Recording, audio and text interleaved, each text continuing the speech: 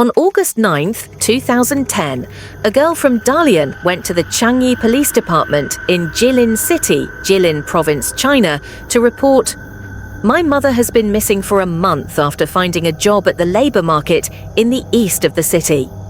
The girl's mother's name is Jang Jinye, 49 years old, from Antu County, Korean Autonomous Region, Jilin Province.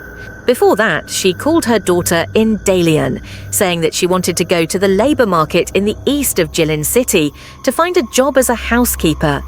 After that, Ms. Jang's daughter called her back, but the phone was not reachable, and the same thing happened for many days after that.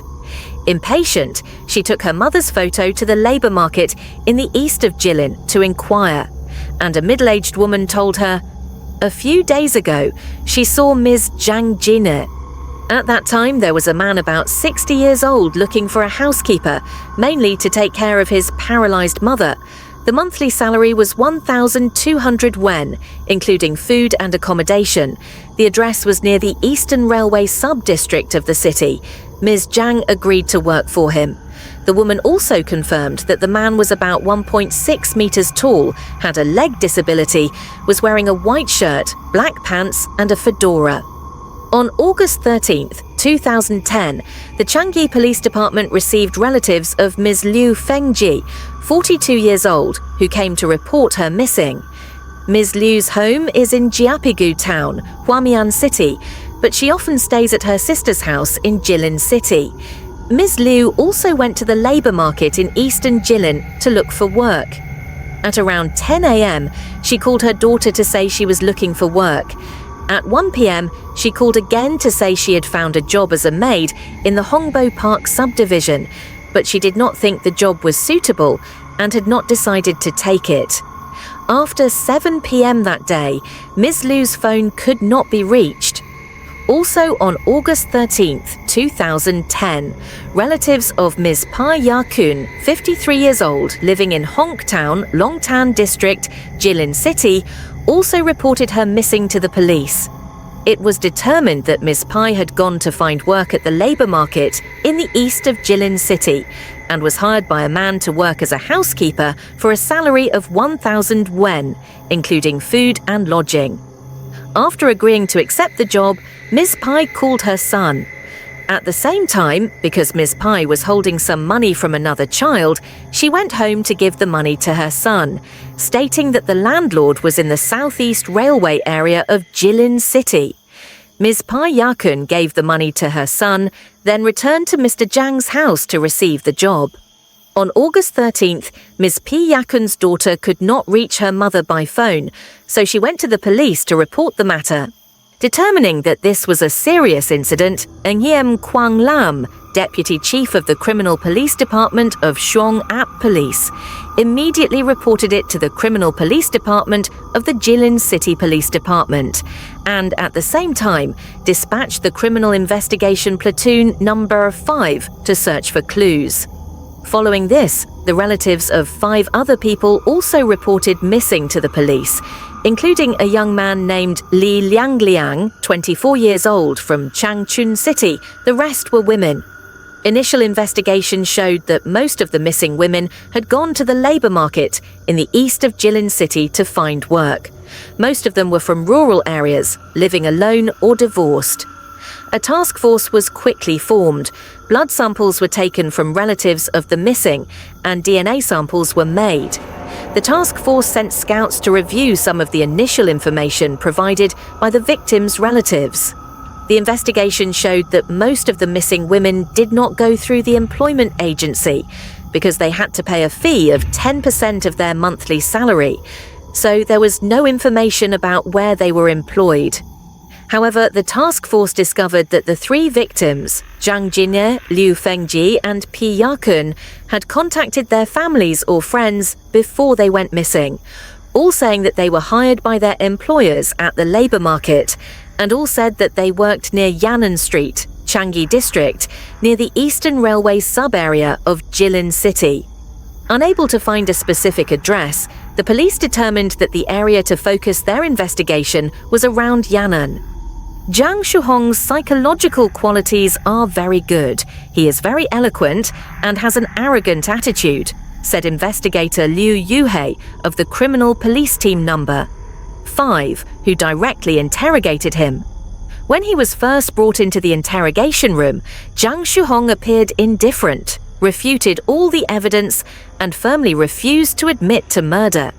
He only admitted to having tricked and sold Zhang Jinne, Liu Fengjie, and Pi Yakun to a man in Fengmen for 2,000 yuan each.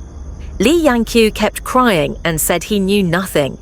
After 2 days and nights of persistent investigation, Truong Thu Hong changed his testimony, admitting that from May 2009 until his arrest, he had killed 7 women and 1 young man. Through blood and DNA testing, the investigation agency identified the identities of 5 victims, 4 women, 1 man. "My wife doesn't know what I did," Truong Thu Hong confessed. He also admitted that he had sex with some women after killing them. Journey of crime. Truong Thu Hong is over 50, 1.6 meters tall. His right leg has been atrophied since childhood. He has to use crutches, and his family has an electric tricycle. Since childhood, he has been self-conscious and had little contact with the outside world. When his parents passed away one after another, Truong Thu Hong had almost no contact with his sisters in the family. Li Diem Thu, Truong's wife, was originally a maid for Truong's parents, and they later got married. Truong loved his wife very much, often saying that Li Diem Thu sacrificed too much for his family, so he tried every way to repay her. Truong Thu Hong is a superstitious person, fond of fortune-telling. He also knows a little bit about fortune-telling. A few years ago, when he went to see a fortune-teller, he heard the fortune-teller say that he would not live past the age of 53. Truong had diabetes and was not in good health, so he believed what the fortune-teller said. Truong Thu Hong thought that after he died, he would have to leave some property to his wife, so he planned to make money by killing and robbing people. Truong also understood that he was disabled and in poor health, so he had to find a way to bring his prey home before he could kill her. Zhang posted an advertisement in the newspaper claiming to be a fortune teller. A 24-year-old man named Li Liangliang from Changchun came to Zhang Shuhong to ask for his help in changing his fortune. Li Liangliang did not expect that he would become Zhang Shuhong's first victim.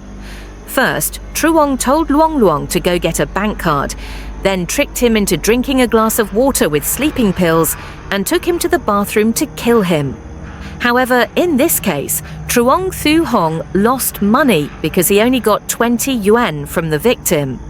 "I posted an advertisement for 240 yuan, but only got back 20 yuan, Truong Thu Hong confessed. The reason was that he was mistaken, thinking that the handsome young man had a lot of money. Truong Thu Hong also wrote to Li Luong Luong's home twice, once saying that Luong was sick, once saying that Luong was kidnapped to cheat Luong's family of money, but both were unsuccessful. Truong Thu Hong changed his plan, discussed with his wife about faking a divorce, then published it in the newspaper to get to know her, and found men to come to her house to kill them, but this time also failed. Truong Thu Hong then changed his strategy, targeting single women from other places looking for work.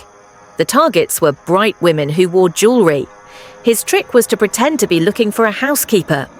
After agreeing on a price, he brought the victim home, performed a fortune-telling trick, said she had suffered a disaster, gave her 3 amulets, of which one was burned to ashes, and drunk with a glass of water containing anesthetic that he had prepared. According to Truong Thu Hong's statement, each time he committed a crime, he did not let his wife stay at home, and he even rented a room elsewhere for her. On August 16, 2010, before being arrested, Truong Thu Hong transferred the house title and nearly 20,000 yuan to Li Diem Thu. After killing the victim, he cut the body into pieces and threw it everywhere, mostly under Jianglong Bridge. The total amount of property he robbed was more than 30,000 yuan, about 85 million Vietnamese dong.